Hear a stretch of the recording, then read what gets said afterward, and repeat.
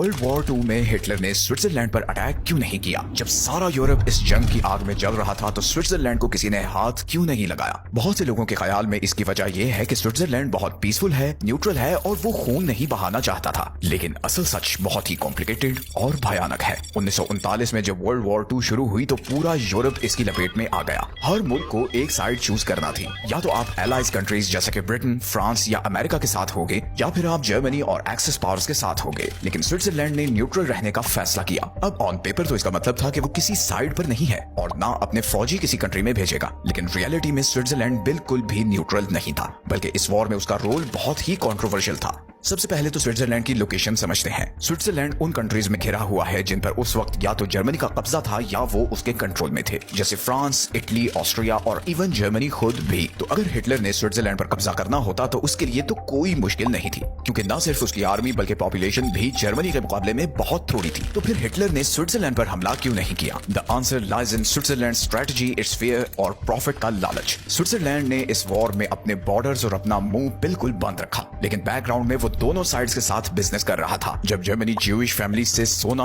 पैसा और कीमती चीजें छीन रहा था, देन उस वक्त स्विट्जरलैंड ने उसे ऑफर की कि ये गोल्ड उसके बैंक्स में रखवा दिया जाए। हालांकि उसे पता था कि ये सारा सोना चोरी का है। इसी तरह दूसरी तरफ स्विट्जरलैंड एलाइज के साथ भी ट्रेड कर रहा था और इस वॉर में उनका एक बहुत इंपॉर्टेंट इकोनॉमिक पार्टनर बन चुका था। तो जब पूरे यूरोप में हर तरफ बॉम्ब्स गिर रहे थे, स्विट्जरलैंड आराम से दोनों साइड से पैसा बना रहा था और